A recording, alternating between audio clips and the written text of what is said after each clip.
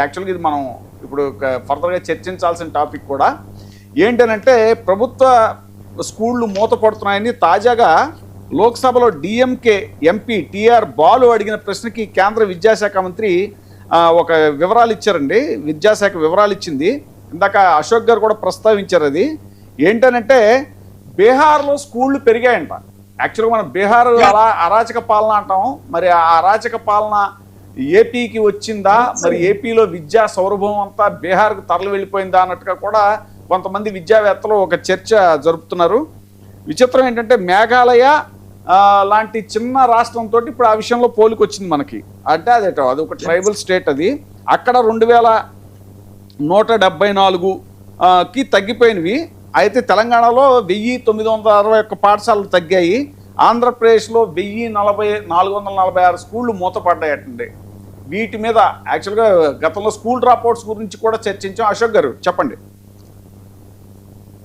గత ప్రభుత్వంలో ఇండియాలోనే నెంబర్ 1 లిటరసీ ఏదయ్యా అంటే కేరళ రాష్ట్రాన్ని మనం చెప్పుకున్నామండి. అవును. ఆ తర్వాత జగన్మోహన్ రెడ్డి గారి గవర్నమెంట్ వచ్చినాక కేరళ రాష్ట్రాన్ని క్రాచ్ చేసి ఆంధ్రప్రదేశ్ నెంబర్ 1 ప్లేస్ లోకి వచ్చేసింది లిటరసీలో, స్కూల్ విద్యలో ఎస్పెషల్లీ.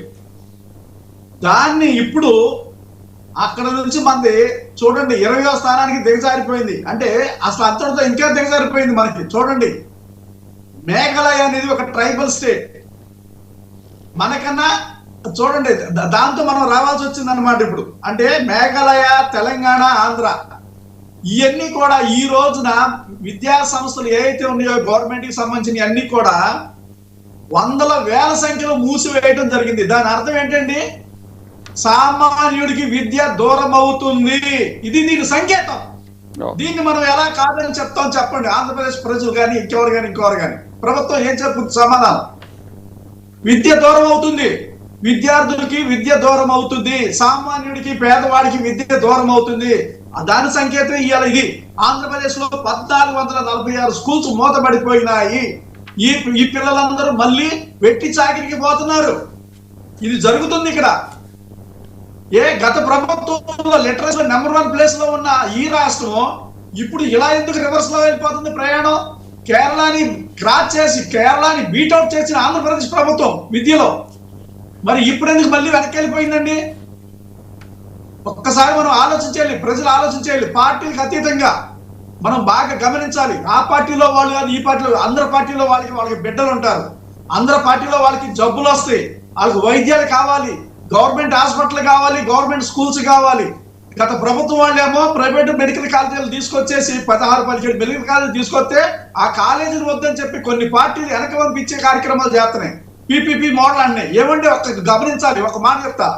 భోగాపురం ఎయిర్పోర్ట్ పీపీపీ పద్ధతిలో వస్తే యాక్సెప్ట్ చేశారు, మెడికల్ కాలేజీలు కూడా పీపీపీ పద్ధతిలో వస్తే యాక్సెప్ట్ చేయరా అని మన ముఖ్యమంత్రి గారు మాట్లాడుతున్నారు. ఎంత హాస్యాస్పదం అండి! భోగాపురం ఎయిర్పోర్ట్ కానీ మెడికల్ కాలేజీలకి సంబంధం అండి. మెడికల్ కాలేజీలు దేనికండి? సామాన్యుడికి, పేదవాడికి విద్య అందుబాటులో, వైద్యం అందుబాటులో ఉండటం కోసం, సామాన్యుడు మంచి వైద్యాన్ని ఆస్వాదించడం కోసం, మంచి వైద్యంతో బ్రతికి బతకడం కోసం ఈ మెడికల్ కాలేజీలు పనిచేస్తాయి. మరి ఎయిర్పోర్ట్ ఏంటండి? అది లగ్జరీ, ఇది నెసెసిటీ. ఈ మాత్రం బేసిక్ నాలెడ్జ్ లేకపోతే వీళ్ళు ఎలా పరిపాలన చేస్తున్నారు అనేది ఎవరికి అర్థం కావట్లేదు సార్. చాలా బాధ వేస్తుంది ప్రజలకి. ఎయిర్పోర్ట్ గాను, ఒక ఎయిర్పోర్ట్ గాను ఒక విద్యాలయానికి అంటే మెడికల్ కాలేజీలకి ఈక్వాలిటీ చూపిస్తారా? ఇది కాపాడేది. రాజశేఖర్ గారు సార్ ముందుగా మాట్లాడారు చంద్రబాబు నాయుడు విజన్ 2020 తర్వాత ఇటీవల కాలంలో విజన్ 47 ఏదో చెప్పారు కదండి. ఇంతే గతంలో కూడా విజన్ 2020 అని అన్ని 420 పనులే చేశారు చంద్రబాబు నాయుడు గారు. ఆయన ఏదో విజన్ 2020 అంటే అప్పుడు ఏదో చేస్తారని ఊహిస్తే జరిగిందంతా 420 పనులే. ఇప్పుడు జరుగుతున్నటువంటి కార్యక్రమాలు కూడా అదే. ఇప్పుడు విద్యా వ్యవస్థ ఎందుకు ఈ విధంగా భ్రష్టు పట్టిందో వాళ్ళు సమాధానం చెప్పాలి. వీడి విషయం ఏంటో చెప్పాల్సిన పరిస్థితి ఉంది. ఎందుకంటే ఈ రోజు నాడు విద్యార్థులే కదా రేపు భావి భారత పౌరులు, వాళ్ళు తీర్చిదిద్దాల్సినటువంటి ఈ ప్రభుత్వాలు ఈ విధంగా వాళ్ళకి నష్టం కలిగేటువంటిది కార్యక్రమాలు చేపడుతున్నారు. గతంలో చూస్తే సార్ వాళ్ళకి ఇంగ్లీష్ మీడియం పెట్టడం అయితే జగన్మోహన్ రెడ్డి గారు, సిబిఎస్ఈ అయితేమి, ఐబీ అయితేమి, ట్యాబ్లు ఇవ్వటం అయితేమి, ఇప్పుడు అనేకమైనటువంటి విద్యా సంస్కరణలు తీసుకొచ్చి చేస్తే వీళ్ళు చేస్తున్న పని ఏంటంటే ఇప్పుడు వీళ్ళు అధికారంలోకి వచ్చిన కేవలం ఈ 2 సంవత్సరాల లోపల 778 ప్రభుత్వ స్కూల్స్ మూతపడిపోతే 194 ఎయిడెడ్ స్కూల్స్ మూతపడ్డాయి సార్.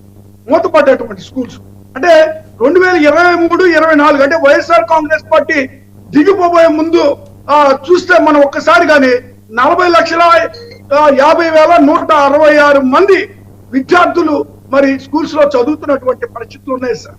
మరి అలాంటి దగ్గర నుంచి ఒక్కసారిగా మీరు మళ్ళీ వీళ్ళు 25-26కి వచ్చేటప్పటికి 34,93,000కి ఎందుకు దిగిపోయింది? దాదాపు 5,86,000 దగ్గర 6 లక్షలు మరి ఎందుకు విద్యార్థులు డ్రాప్ అవుట్స్ ఉన్నారు అనేటువంటి దానికి కూడా సమాధానం చెప్పాల్సినటువంటి అయితే అంటే వీళ్ళు ఒక పిల్లలకి ఇవ్వాల్సినటువంటి ఏదైతే వసతులు ఉన్నాయో పిల్లలకి గతంలో ఏంటి వాళ్ళ స్కూల్ బుక్స్ దగ్గర నుంచి బ్యాగ్స్ దగ్గర నుంచి షూస్ దగ్గర నుంచి బెల్ట్ దగ్గర నుంచి బట్టల దగ్గర నుంచి వాళ్ళకి అన్ని వసతులు కూడా ప్రభుత్వం కల్పించి మరి మిడ్ డే మీల్స్ పెట్టడం దగ్గర నుంచి అన్ని వసతులు కల్పించింది. ఈ రోజు వీళ్ళు చేస్తుంది ఏంటంటే మరి నాడు ద్వారా స్కూల్స్ కు సంబంధించి అన్ని కూడా ఇప్పుడు అన్ని కంప్లీట్ గా ఈ రిఫర్బిష్ చేసేసి స్కూల్స్ మొత్తం కూడా అంటే పాడుపడిపోయినటువంటి అన్ని స్కూల్స్ కూడా మరి బాగు చేసేసి తీసుకొచ్చి పెట్టి అక్కడ రాజశేఖర్ గారు తాజాగా ఒక అప్డేట్ ఏంటంటే మొన్నే నీట్ పరీక్ష మీద పెద్ద ఉద్యమం, దేశంలోనే అతి పెద్ద ఉద్యమం చేసినటువంటి కాక్రోచ్ జనతా పార్టీ నెక్స్ట్ ఉద్యమం ఏంటి అని అంటే గ్రామీణ ప్రాంతాల్లో ఉన్న బడుల మీద, ప్రభుత్వ బడుల మీద కాక్రోచ్ జనతా పార్టీ ఉద్యమం చేయడానికి రెడీ అవుతుంది. సో ఈ పరిస్థితిలో ఇప్పుడు ఈ జగన్మోహన్ రెడ్డి గారి నాడు నేడు ఇవన్నీ కూడా స్కూల్ రిఫార్మ్స్ మీద వీటి మీద కూడా ఒక చర్చ జరుగుతోంది. సో ఫైనల్గా అశోక్ గారు, అదే మనం గతంలో కూడా చెప్పుకున్నాము, మన సుబ్బారెడ్డి గారు పార్లమెంట్లో అడిగినటువంటి ప్రశ్నకి ఆయన జయంత్ చౌదరి, కేంద్ర విద్యాశాఖ సహాయ మంత్రి జయంత్ చౌదరి గారు కూడా ఇచ్చినటువంటి లెక్కలు ఇప్పుడు రాజశేఖర్ గారు కూడా ఆ విషయం చెప్పినటువంటి విషయం మనం చూసాం. ఫైనల్గా కంక్లూడ్ చేయండి సార్. ఏ రాష్ట్రం అయినా ముందుకెళ్ళాలంటే ప్రజలకి అందుబాటులో విద్యా వైద్యం ఉండాలి. ఈ 2 కమర్షియల్ అయిపోయినాయి ప్రజెంట్ ప్రభుత్వంలో. ఈ 2 ఏ దేశంలో అయితే ఏ రాష్ట్రం అయితే కమర్షియల్ అయిపోతాయో ఆ దేశం కానీ ఆ రాష్ట్రం కానీ డెవలప్మెంట్ అవ్వదు. ఈ రెండింటిని ప్రభుత్వం వారు సామాన్యుడికి అందుబాటులోకి ఎప్పుడైతే తెస్తారో అప్పుడే ఆ సొసైటీ ముందుకు పోద్ది. ఈ రెండింటిని దయచేసి అందరికి అందుబాటులో ఉండేలాగా చూడాలి. సామాన్యుడికి వైద్యం విద్య చాలా ఇంపార్టెంట్. అందుబాటులో లేకుండా ఏ రాష్ట్రం ఏ దేశం డెవలప్మెంట్ కాదు. Final comment. ఇప్పుడు ఈ దేశానికి మూల స్తంభమే విద్యా వ్యవస్థ సార్. విద్యని ఆరోగ్యము ఈ రెండింటిని కూడా ఈ ప్రభుత్వం నిర్లక్ష్యం చేసింది. ఏదైతే గత ప్రభుత్వం జగన్మోహన్ రెడ్డి గారు ప్రత్యేకమైనటువంటి శ్రద్ధ వహించినటువంటి ఈ 2 సంస్థలను కూడా నిర్వీర్యం చేసినటువంటి ఈ ప్రభుత్వము మరి ఈ రోజు తప్పుడు మాటలు చెప్తూ మరి గత ప్రభుత్వం గురించి మరి తప్పుడు లెక్కలు చెప్తూ ఆరోపణలు చేయడం అనేటువంటిది దురదృష్టకరమైనటువంటి విషయం sir. Thank you very much Rajasekhar గారు, అలాగే Ashok garu, thank you very much అండి. చూస్తున్నానండి 99 TV.